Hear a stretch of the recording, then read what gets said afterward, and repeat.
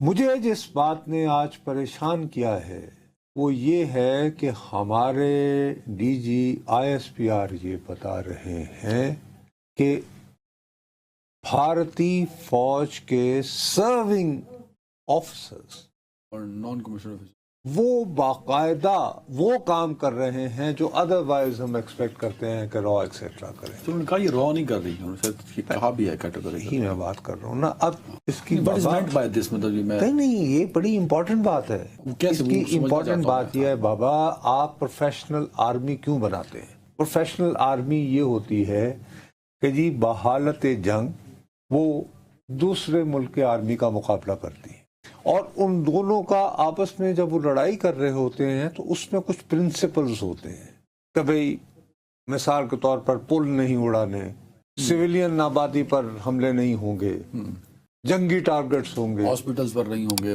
Schools پر نہیں. مقصد یہ کہ ٹھیک ہے بڑی ہولناک چیز ہوتی ہے دو جنگوں میں دو فوجوں میں جنگ، لیکن اس کے بھی کچھ اصول ہوتے ہیں. یعنی اس وحشت میں بھی کچھ نہ کچھ کو ضبط کا عالم ہوتا ہے. یہاں پر تو عالم یہ ہے کہ کوورٹ آپریشن جو ہیں وہ پروفیشنل آرمی نے لے لیے. ہندوستان والے دس از سم تھنگ ویری سیریس.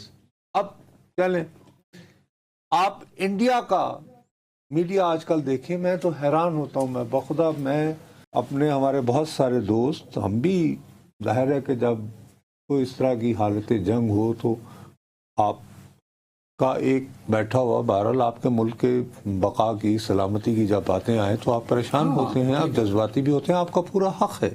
لیکن اس میں بھی تھوڑا سا یار ایک حد ہوتی ہے نا. جیسے میں کہہ رہا ہوں کہ جب آرمی ایک دوسرے کے ساتھ لڑ رہی ہوتی ہے نا تو ان کی ہوتا ہے کہ یار، یعنی کہ ایک ہوتا ہے کچھ یار gentlemen soldiers they don't act like that. This is not the officers don't do like that وغیرہ وغیرہ وغیرہ. تو ان کا میں مثال کے طور پر کل برکھا دت ان کی بڑی سینئر جرنلسٹ ہیں، میں ان کو بہت ریسپیکٹ کرتا رہا ہوں کہ وہ فیلڈ ورک میں جاتی ہیں، یہ وہ موجو کے نام سے، اور یہ وہ آج کل اپنا لائف کر رہی ہوتی ہیں. کل انہوں نے ایک اور بڑی سینئر جرنلسٹ بٹھا رکھی تھی، تولین سنگھ صاحبہ، وہ بھی یہاں آتی رہی ہیں، اور ان کا ہمارے ایک مشہور سیاستدان سے کوئی تعلق بھی رہا ہے. بہرحال وہ خاتون ان کے ساتھ ہیں، اور وہاں پہ ایک ریٹائرڈ جنرل ہے، جنرل، اور انڈین فارن منسٹری کے ایک بڑے سینئر آفسر ہیں. اور پتہ ہے وہاں ٹکر کیا چل رہا تھا اور زیر بحث موضوع کیا تھا؟ انہوں نے کہا کہ یہ پاکستان کے خلاف ابھی تک ہم نے جو کچھ کیا ہے نا یہ سب فضول ہے. اصل یہ ہے کہ ہم پاکستانی جرنیلوں کی ایک لسٹ بنائیں. خدا بمپ دا جرنلز یہ کہے انہوں نے. اور میں نے 3 مرتبہ میں نے کہا یار یہ کیا ہوا، میں میرے 2 دن سے تمہیں پتہ ہے کہ مجھے بخار سا ہے. میں نے کہا یار کہیں ایسا تو نہیں کہ مجھے بیماری کی حالت میں ہذیانی کیفیات ہو رہی ہیں اور میں کچھ اور سن رہا ہوں. اب وہاں پر کیا ہوتا ہے کہ کوئی بھی تم یعنی کہ ریگولر میڈیا کھول لو، یوٹیوب کا چینل دیکھ لو، شروع کریں گے پاکستان آرمی چیف کی وہ تقریر جو انہوں نے اوورسیز کنونشن کی، وہاں سے ٹک کر کے جمپ کرتے ہیں کہ پہلگام. درمیان میں کوئی اسٹیشن نہیں آتا. ایسا ہے کہ جیسے This is not evidence، ایسے کنکریٹ ایویڈنس. میں تو کہہ رہا ہوں نا کہ درمیان میں تو کوئی اسٹیشن ہی نہیں آتا نا.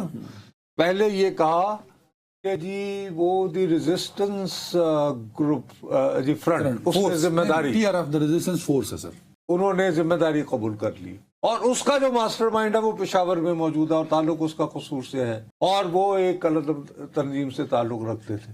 وہ تو میری بدقسمتی کہ میں نے کہا یار یہ تو وہ میں نے اسی پروگرام میں سب سے پہلے تمہیں بتاؤ یاد ہم نے کہ سجاد گل کا ذکر کیا گیا، یار وہ تو کشمیر کا تھا، اور وہ تو اتنا انتہا پسند تھا کہ اس کی وجہ سے شجاعت بخاری بیچارہ وہ کشمیری جرنلسٹ وہ مارا گیا. کم از کم وہاں کے لوگوں کا یہ بلیف ہے. اور افتخار گیلانی جیسے یعنی جرنلسٹ کو جو سید علی گیلانی کے داماد ہیں ان کو دھمکیاں ملی اس کی طرف سے. وہ بھائی ایک بندہ اگر ایسے لوگوں کی جان کو خطرے میں ڈالتا ہے تو وہ ہمارا کیسے بھائی ہو سکتا ہے؟ فرض کرو میں ایسے ایک بات کروں، ٹھیک ہے، اچھا آرگومنٹ ہے. لیکن میری دانست میں آپ کو بہت دیانتداری سے اب اس بات کے لیے ذہنی طور پر تیار رہنا چاہیے کہ میں یہ سمجھتا ہوں کہ پاکستان کے ڈی جی ISPR نے کہا ہے آج کی پریس کانفرنس کے ذریعے، اگرچہ فوکس ایک ہی واقعے پر تھا، یعنی پرائمریلی وہ جو مجید دہشت گرد جو اور علاقہ آئیڈیز لیتا تھا وایا ڈرونز اور اس کو یہاں پلانٹ کرتا تھا، ٹھیک ہے، اوکے، لیکن اس میں جو ہڈن میسج یہ ہے، دیکھ کا ایک دانہ یہ کہہ رہا ہے کہ بھارت کی فوج نے پاکستان کے خلاف اور اسپیشلی پاکستان کی سویلین آبادی کے خلاف آلریڈی جنگ جو ہے شروع کر رکھی. وہ شروع کر رکھی ہے، وہ ایگزیکیوٹ کر رہا ہے. تو یہ کہنا کہ بھارتی فوج جنگ میں ملوث ہے یا نہیں، یہ اب سوال نہیں رہا، کم از کم اس پریس کانفرنس. اس میں انہوں نے ثبوتوں سے بتا دیا کہ انڈین آرمی انوالو ہے پاکستان میں سویلین کو ٹارگٹ کرنے کے. دوبارہ میں عرض کر رہا ہوں کہ میرے لیے زیادہ امپورٹنٹ بات وہ انٹرسیپشن نہیں ہے، وہ گفتگو ہونی. میرے لیے امپورٹنٹ بات وہ بندے کی گرفتاری مجید نامی کی اتنی امپورٹنٹ نہیں ہے. اگر یہ ایک ساتھ کہا جاتا کہ یہ وہاں کی را یا وہاں کی IB کے لیے یا کسی اور کوورٹ ادارے کے لیے کام کرتا تھا. یہاں پر جو ہے کہ وہ بندے جو ہائر کیے جاتے ہیں اور انہیں جو ٹارگٹ دیے جاتے ہیں، انہیں ہائر کرنے والے بھی سرونگ فوجی ہیں، انہیں ٹاسک دینے والے بھی سرونگ فوجی ہیں، اور انہیں پیسے دینے والے بھی سرونگ فوجی ہیں، اور ان کو ٹارگٹ دینے والے بھی سرونگ فوجی. اب آج کی دو ڈیولپمنٹ ہے، ایک تو جس ISPR کا ذکر کر دیا، ساتھ ہی ایک میٹنگ ہو رہی تھی جو کہ کہتے ہیں کہ 1.5 گھنٹہ جاری رہی. وہ اس سے پہلے تھی. وہ یہ ہے کہ وہ اس میں جب سے یہ واقعہ ہوا، اچھا بائی دا وے ابھی تک یعنی پہلگام کے بارے میں، واقعے کے بارے میں ایک بات، یعنی دیکھو نا، آپ اس کو کنٹیسٹ کر سکتے ہیں. انڈیا کہہ سکتا ہے جی یہ تو ایسے ہی انہوں نے ڈرامہ کر دیا ہوگا جی، یو کین کنٹیسٹ، لیکن ایٹ لیسٹ کیس تو ایک بلڈ کیا ہے نا. یہ ان کی جانب سے کچھ نہیں ہوا ابھی تک. ان کی جانب سے ابھی تک پہلگام میں ہمیں کوئی ایسی ایویڈنس، ہمیں تو چھوڑو، انہوں نے جو غیر ملکی سفراء کو اپنے ہاں بار بار بریفنگز کی ہیں، انہیں of the record new York Times کی رپورٹ بھی ہے کہ کچھ لوگوں کو بلا. نیو یارک ٹائمز کو چھوڑو، وہ ہمارے لیے امپورٹنس نہیں رکھتا. میرا یہ کہنے کا مطلب یہ ہے کہ جس طرح یہ بھی تو ایک سٹوری بناتے نا، انہوں نے تو سٹوری یہ کی ہوئی ہے کہ جی جیسے بس یہ ہم فرض کر لیں کہ یہ تقریر ہوئی تھی اور اس تقریر سے پہلے بندے کراس کر کے یہاں بھجوا دیے گئے تھے اور انہیں کہہ دیا گیا تھا کہ آپ نے پہلگام میں یہ کر اللہ. اس کا ثبوت ان کے پاس ابھی تک کوئی نہیں ہوتا تو دے چکے ہوتے ہیں سر، کہیں نہ کہیں تو ٹھیک ہے نا. اور اس میں بھی آپ نے سب سے پہلے جن پہ ذمہ داری ڈالی وہ بھی آپ کی ناکام ہو گئی، ٹھیک ہو گئی. اب وہاں پر یہ باقاعدہ جی میٹنگ ہوئی ہے. یہ صاحب آج پہلی مرتبہ یعنی بھارتی جو وزیر اعظم ہیں، انہوں نے یہ یعنی پہلگام واقعہ کے بعد، ٹھیک ہے، پہلی مرتبہ اپنی آرم فورسز کے چیفز کو ملے، ٹھیک. اور اس میں یہ NDTV کو میں کوٹ کر رہا ہوں جی، میں اپنی طرف سے نہیں کہہ رہا ہوں، NDTV بھارتی وزیر اعظم کے ایک انتہائی قریبی دوست نے خرید رکھا ہے، جو بہت بڑا انٹرنیشنل پلیئر ہے اور بہت سارے اس کے مالیاتی سکینڈل بھی ہیں. ویسے اس میں ان کی ہیڈ لائن ہے، اگین میری نہیں ہے، کہ بھارتی وزیر اعظم نے فورسز کو یہ پیغام دیا ہے کہ تمہیں کھلی چھٹی ہے کہ تم موڈ، ٹارگٹس اینڈ ٹائمنگ، کہ تم پاکستان کو سبق سکھانے کے لیے طریقہ کار، وقت، اہداف اور وقت خود تعین کرو اس کا، یعنی آپ کو فری ہینڈ. اچھا، یہ فری ہینڈ دینے کے بعد مزید میٹھا ڈالنے کے لیے یہ ہے کہ انہوں نے کل جو ہے وہی اپنی اجلاس بلایا ہے جی. ایک تو بدھ کے دن جیسے ہمارے یہاں منگل کو ہوتی ہے، ان کے بدھ کے دن جو ہے کیبنٹ کا اجلاس ہوتا ہے. لیکن یہ روایتی کیبنٹ کے علاوہ کل وہ دوبارہ ان کا سلامتی کے حوالے سے جو ہائی پاور جو کمیٹی باڈی ہے، cabinet committee on security CCS. اب اس میں عموماً جیسے ہم اکثر کہہ چکے ہیں اس کو جی بھارتی وزیر اعظم ریزائڈ کرتا ہے، وزیر داخلہ ہوتا ہے، وزیر دفاع ہوتا ہے، وزیر خزانہ ہوتا ہے، وزیر خارجہ ہوتا ہے، ٹھیک ہے جی. اور اسپیشل انویٹیشن پہ نیشنل سیکورٹی ایڈوائزر ہو سکتا ہے اور را وغیرہ کا چیف بھی ہو سکتا ہے، بٹ اسپیشل انویسٹیگیشن. اب وہی میٹنگ انہوں نے کل بلائی ہے لیکن اس دفعہ اسپیشل انویٹیشن کے لیے اور وزراء کو بھی بلایا گیا. مزید وزراء کو وہ کون کون سے وزیر ہیں وہ بہت انٹرسٹنگ ہے. Road transport minister, health minister, agriculture minister, the railway minister. اب یہ ساری بات اس امر کی نشاندہی ہے کہ ان وزراء کی موجودگی یہ ثابت کرتی ہے کہ بہت وسیع پیمانے پر فوجی موبلٹی کے ارادے ہیں. اچھا بھائی روڈ ٹرانسپورٹ, ریلویز, ایگریکلچر, کبھی اضافی بوگیاں دیں, یہ وہ. اچھا کچھ علاقوں میں سے ہو سکتا ہے کہ فصلیں کھڑی ہیں یا کسی نے فصل لگانی, انہیں کہا جائے کہ نہیں بھائی اس دفعہ ہٹو, ہم نے یہاں پہ کوئی ڈپلائمنٹ تو یہ سارے ڈاٹس ملائے تو آپ لوگ سمجھتے ہیں کہ انڈیا کچھ سیریس سوچ رہا ہے. یہ میں تو نہیں کہہ رہا ہوں بھائی, آپ سکھایا آپ نے نا ڈاٹ سے ڈاٹ ملانے والی بات. باپا لیکن میں ڈاٹس نہیں ملا رہا نا. یہاں پہ تو P M's big mode targets timing message to forces at key meet, یہ سرخی ہے. یہ کیا کہہ رہی ہے؟ تو کہہ رہی ہے کہ ہاں یہاں اب مودی ان پوزیشن سر کس طرح کو ایڈوینچر کر سکے. بھائی میں اس معاملے میں کیا کہہ سکتا ہوں, یعنی کہ وہ جانے ان کا کام جانے. میں نے تو عقلی حوالے سے جتنا بھی اس کے بارے میں سوچا تو مجھے یہی سمجھ آئی کہ یار اس وقت تو بے وقوفی کی انتہا ہے کہ جنگ کیے بغیر اپنی تیسری ٹرم میں بھارت ایک یعنی عالمی سطح کا پلیئر بن رہا ہے, اکانومی گرو کر رہی ہے اور آنیاں جانیاں اور یہ وہ, ٹرمپ بھی آیا ہوا ہے, ٹھیک ہے نا. تو عام طور پر جب آپ اس ٹیک آف کی سٹیج میں جاتے ہوئے نظر آئیں اکنامیکلی تو قومیں اور ملک جو ہیں وہ جنگوں سے پرہیز کرتے ہیں. لیکن ایک صاحب نے مجھے 2 دن قبل یاد دلایا, انہوں نے کہا نصرت جاوید آپ کا سب سے بڑا مسئلہ یہ ہے کہ آپ خود ہی بات کر دیتے ہیں اور آپ کو یاد نہیں رہتی. اللہ بھلا کرے. میں نے کہا جی کیا کہا تھا میں نے؟ کہنے لگا جی کہ آپ نے اپنے کو اینکر کو, وہ آپ کا نام نہیں جانتے تھے, میں معافی چاہتا ہوں اس لیے اس آپ سے, تو تسی علی اڈے پر نام نہیں ہوئے. تو انہوں نے یہ فرمایا, انہوں نے کہا کہ آپ نے عدنان کے اوپر چیختے ہوئے کہا کہ یار تم کیوں بھول جاتے ہو کہ مودی جی نے اپنی اس کا آغاز جو ہے ایک آر ایس ایس کے پرچارک کی حیثیت سے کیا تھا, اور وہ چائے بیچنے والا ہے.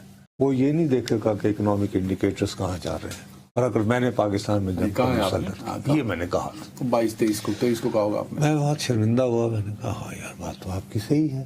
کہنے لگے کہ میں نے تو بلکہ آپ کا پروگرام سن کر, کیونکہ آپ بہت انڈیا آتے جاتے رہے ہیں, تو میں نے یہ سوچا کہ یار یہ بھارت اور یہ کرنے کے لیے عقل کا استعمال نہ کیا جائے بلکہ یوں سوچا جائے کہ مودی کیسے سوچتے ہیں.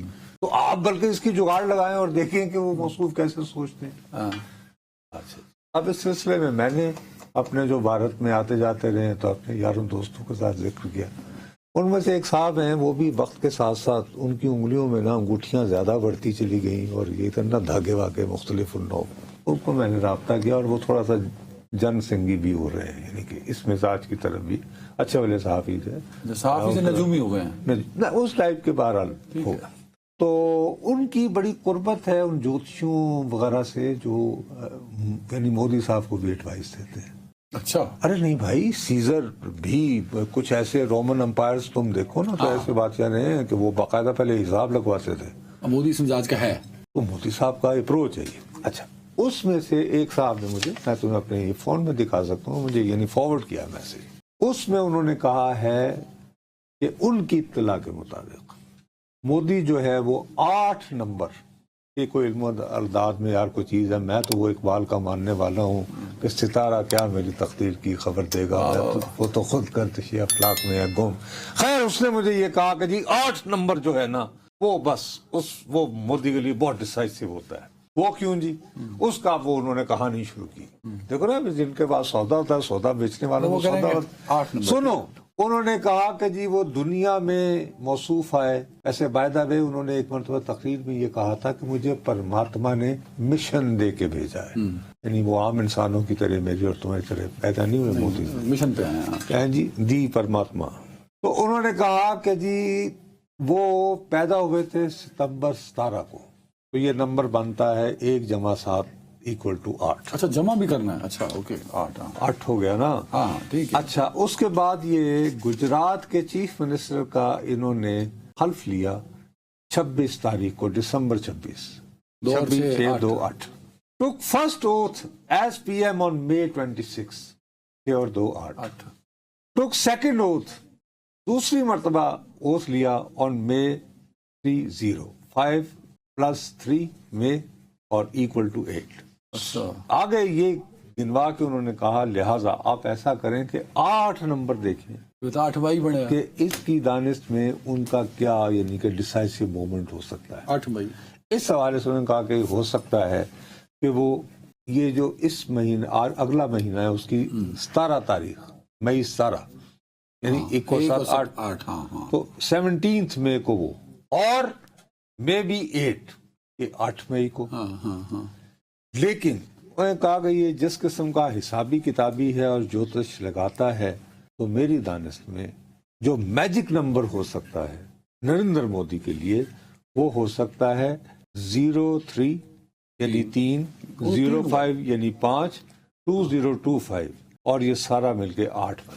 9 5 14 3 सही कह 13 3 तो 17 उन्होंने कहा जी 3 मई जो है मेरे हिसाब से वो इसके लिए मैजिक नंबर हो सकता है. इसके इर्द गिर्द के ज्योतिषों की अगर सोच को रखूं. और बाय द वे उन्होंने कहा कि ये जो पहलगाम इंसिडेंट है ये 12 अप्रैल को हुआ था. 22 अप्रैल हाँ तो 22 अप्रैल को हुआ ना. तो 4 जमा 2 6 और 2 इक्वल टू 8. हाँ हाँ तो मैंने कहा यार बात सुनो मेरे साथ को अकल दिया कल को. उन्होंने कहा जी भाई साहब तुसी खुद फरमाया सी कि 8 बन गया 17 1 + 7 8 बन गया. तो ये है 22 अप्रैल भी 8 बन गया. हाँ हाँ 22 अप्रैल भी 8 बनता ना पहलगाम. ज्योतिषियों ने उनकी दानिश में जिस किस्म की मोदी की सोच है और जो तो वो ट्रस्ट 3 मई को.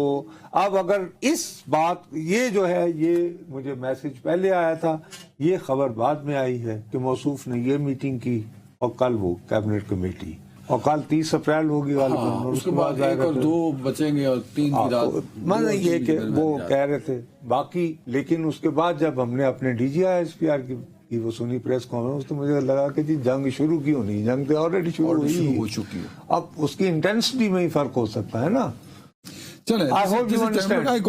बट अभी भी सवाल मेरे जो है ना मैंने आपके ज्योतिष नंबर तो सुन लिए बट ये जो फ्री हैंड दिया है NDTV की खबर के मुताबिक मीटिंग तो ऑफ कोर्स हुई है वो फ्री हैंड क्या क्या हो सकते हैं और ऑप्शंस क्या हैं हिंदुस्तान आर्मी के पास. एक ब्रेक के बाद से बात करते हैं.